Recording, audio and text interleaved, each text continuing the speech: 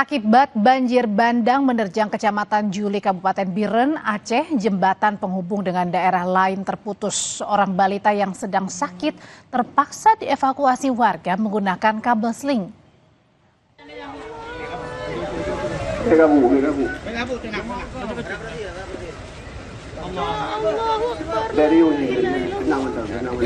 Dramatis, warga menyelamatkan seorang balita yang sedang sakit menggunakan kabel sling di Kecamatan Juli, Kabupaten Biren, Aceh, Sabtu lalu. Video amatir warga ini merekam bagaimana evakuasi bayi di atas arus banjir yang deras setelah jembatan Tepin Mane putus dihantam banjir bandang. Sebelumnya jembatan Tepin Mane ini menjadi akses jalan nasional penghubung Biren menuju Bener Meriah serta Aceh Tengah. Jembatan Tepin Mane terputus setelah arus sungai meluap menghantam bagian pondasi. Ratusan rumah warga di Kecamatan Juli, Kabupaten Biren juga terendam banjir hingga lebih dari 1 meter.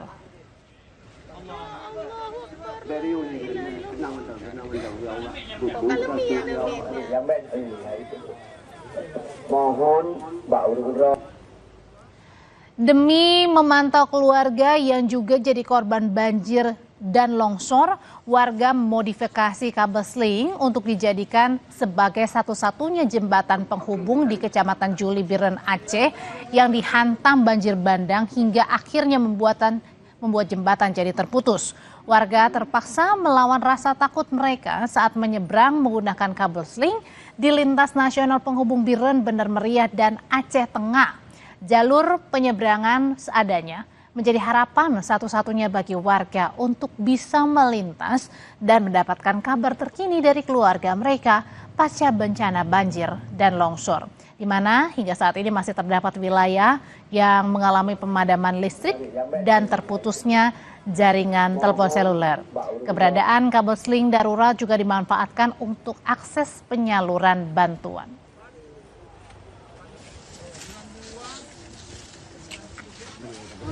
Kayak kerangkeng dibuat dari besi, menuju ke seberang sana itu hanya muat untuk 1 orang, kalau kurus ya, kalau gemuk nggak bisa untuk 2 orang. Jadi prosesnya agak ngeri-ngeri sedap ya, karena pas ditarik di tengah itu kan talinya terulur lagi baru bisa nyebrang ke sebelah sana. Kalau untuk keamanan kayaknya nggak aman sih untuk nyebrang ke sana. Cuman kan kondisinya saat ini kita nggak ada pilihan lain untuk bisa menyeberang ke sana karena ada keluarga yang entah di mana, kita mau ketemu, mau cari di mana dia mengungsi, apakah masih selamat atau tidak. Saudara, pasca bencana, Tim SAR mencatat ada puluhan truk dan bus tertimbun material longsor di Desa Pagaran Lambung 1, salah satu akses di Jalan Lintas Tarutung Sibolga, Tapanuli Utara, Sumatera Utara. Sebelumnya longsor terjadi Selasa pekan lalu dan sejumlah sopir memutuskan untuk memarkirkan kendaraan di pinggir jalan kilometer 37. Namun tidak lama terjadi longsor susulan di lokasi tersebut. Belum diketahui berapa jumlah korban jiwa, namun dari laporan masyarakat sekitar terdapat 3 orang yang jadi korban. 1 diantaranya sudah ditemukan dalam kondisi meninggal dunia. Tim SAR kini mulai membersihkan material longsor, namun pengerjaan melambat karena harus menggeser dan mengevakuasi puluhan truk yang tertahan.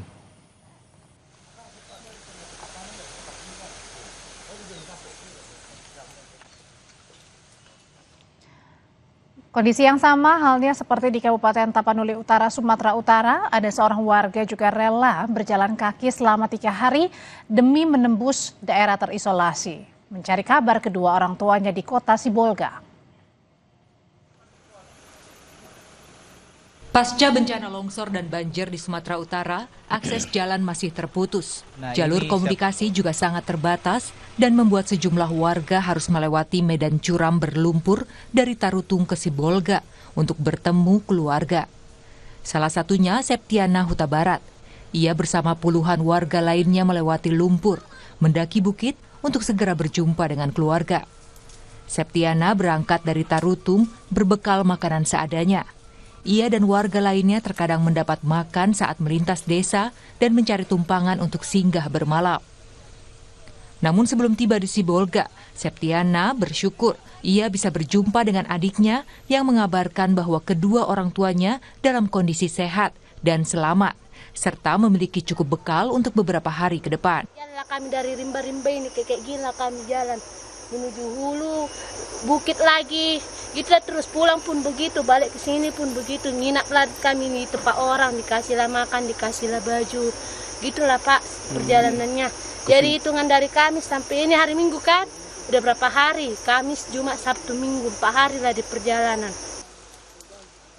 Sejak hari pertama bencana, tim SAR memang terus berupaya membuka jalur Tapanuli Utara menuju Sibolga, di mana jalur ini merupakan ruas yang memiliki longsor paling panjang dan berat.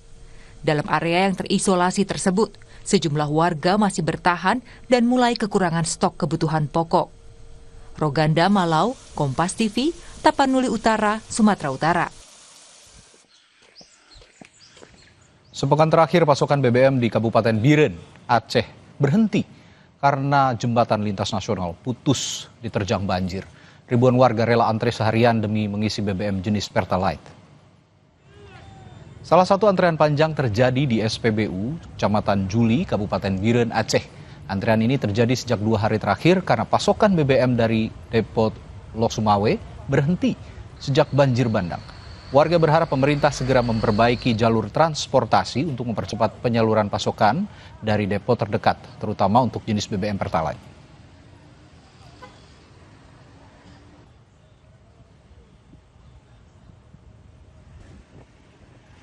Sementara warga Kota Medan masih terlihat antre untuk mengisi BBM di sejumlah SPBU. Mereka mengaku kesulitan memperoleh BBM sejak 3 hari lalu pasca banjir yang melanda Kota Medan. Seperti yang terjadi di SPBU di Jalan AH Nasution, Kota Medan, yang dipenuhi kendaraan roda 2 yang antre sejak pagi tadi. Pihak Pertamina sebelumnya menyatakan akan terus mendistribusikan BBM ke SPBU untuk mencegah kelangkaan dan berkoordinasi dengan sejumlah pihak untuk memasok BBM ke daerah terdampak bencana di Sumatera. Kami menggunakan jalur-jalur alternatif dan memprioritaskan suplai ke titik-titik yang masih dapat dijangkau, khususnya wilayah yang terdampak paling berat. Hingga hari ini 136 SPBU di Aceh, 383 SPBU di Sumatera Utara, dan 136 SPBU di Sumatera Barat tetap aktif melayani masyarakat. Untuk mengetahui lebih lanjut soal antrean BBM akibat pasokan terhenti karena dampak banjir bandang, kita hubungi jurnalis Kompas TV Rizka dan juru kamera Ferry Irawan di Medan, Sumatera Utara. Risa, kondisi paling akhir di sana, warga yang katanya mengantre mengisi BBM bagaimana? Apakah sudah ada pasokan yang cukup atau masih terbatas di sana? Ya, Radi dan juga saudara, saat ini saya sedang berada di salah satu SPBU yang berada di Jalan Gajah Mada, Kota Medan. Bisa dilihat di belakang saya, tepat di belakang saya, masih terjadi antrian oleh masyarakat yang ingin melakukan pengisian BBM. Untuk pengisian BBM sendiri, antrian ini sudah terjadi sejak pagi tadi. Dan barusan dari pihak SPBU sendiri sudah memberikan pengumuman bahwasannya stok yang ada di sini untuk Pertalite dan juga Dexlite sudah habis. Dan untuk pasokan sendiri belum bisa kita pastikan, namun dari pihak Pertamina sendiri mengatakan akan terus melakukan pendistribusian BBM. Kami informasikan juga, Radi, bahwasannya sejak terjadi kelangkaan pasca banjir yang melanda di Pulau Sumatera ini sendiri, pihak Pertamina sudah berusaha untuk melakukan pasokan BBM di sejumlah lokasi terdampak yang mungkin bisa mendapatkan akses jalur seperti di Kota Medan. Dan untuk beberapa SPBU yang kami dapat dari data, ada sekitar 40 SPBU yang akan diinstruksikan dan telah berjalan dari semalam akan dilakukan pengisian selama 24 jam. Yang artinya masyarakat bisa melakukan pengisian walaupun nanti di tengah malam nanti. Dan ini merupakan salah satu upaya untuk mengantisipasi antrian panjang seperti di belakang saya saat ini. Ya, Radi. Ya, pasokan sempat diadakan begitu, tapi sekarang sudah tidak ada lagi. Tapi begini Risa, adakah informasi lebih lanjut kemana warga ini bisa mengakses pasokan BBM di Kota Medan? Karena ini soal BBM ini sangat krusial, apalagi kalau mereka mengandalkan BBM ini sebagai mata pencarian mereka, misalnya sopir angkutan transportasi dan lain-lain. Bagaimana soal ini? Ya, Radi. Jadi dari informasi yang telah kami peroleh juga bahwasannya dari semalam untuk pasokan minyak sendiri di sejumlah SPBU yang ada di Kota Medan itu sudah didistribusikan. Namun prosesnya sendiri masih bertahap. Seperti semalam itu pasokan sudah ada di beberapa titik, salah satunya seperti SPBU yang ada di Jalan Dr. Mansur, Kota Medan. Itu sudah dilakukan pasokan, namun itu dilakukan kan bergilir seperti itu. Nah, dari pihak Pertamina sendiri, semalam mobil tangki yang mengangkut muatan untuk BBM yang ada di Kota Medan sendiri sudah berlabuh di Pelabuhan Belawan. Dan itu nantinya akan terus didistribusikan ke sejumlah SPBU. Cuman untuk prosesnya sendiri seperti apa kami masih menunggu informasi lebih lanjut. Tapi informasi yang kami peroleh bahwasannya ada 40 SPBU yang sudah diinstruksikan untuk melakukan pelayanan 24 jam.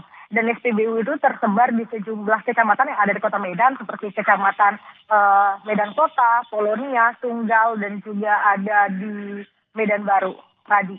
Oke, begitu besar dampaknya bencana banjir dan longsor yang menimpa di sejumlah wilayah, termasuk di Kota Medan. Salah satunya berdampak pada pasokan BBM yang terhambat karena ada akses jalan yang juga terputus di beberapa wilayah di Sumatera Utara. Terima kasih Risa Rizka dan juru kamera Ferry Irawan melaporkan langsung dari Medan, Sumatera Utara.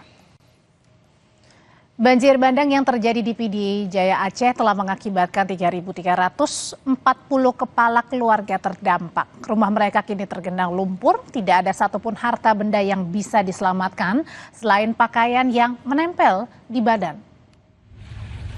Nawiyah, saudara, seorang lansia korban banjir bandang, tinggal seorang diri di Kampung Berawang, Meredu, Kabupaten Pidijaya Jaya, tak kuasa melihat kondisi rumahnya tergenang lumpur.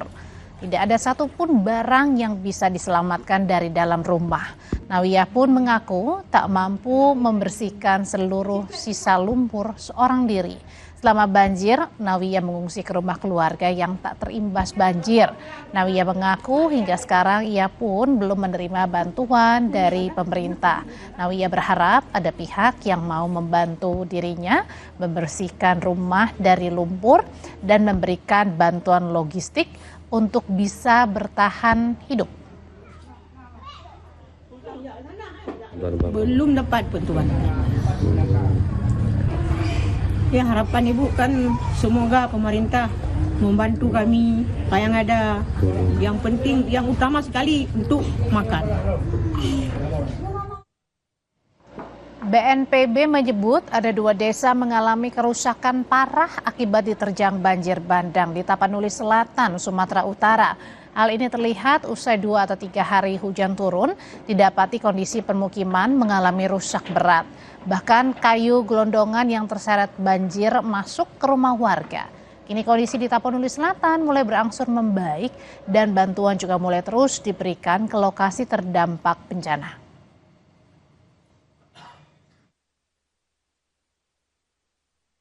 Rusak beratnya itu lebih banyak di Tapanuli Selatan. Ada 2 desa yang mungkin kalau pernah muncul ya di video itu ada kayu-kayu gelondongan besar segala macam itu ya ternyata itu di Tapanuli Selatan. Ya. Itu makanya kayu-kayu besar sampai masuk rumah dan segala macam itu. Itu parah ya. Tapi untuk kehidupan masyarakat di luar 2 desa ini sudah relatif pulih. Ya, karena itu tadi kebutuhan-kebutuhan dasar, kemudian akses transportasi, akses komunikasinya ini tidak terlalu terganggu.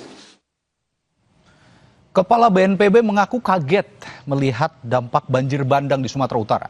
Kami punya informasinya setelah jeda di Sapa Indonesia Malam.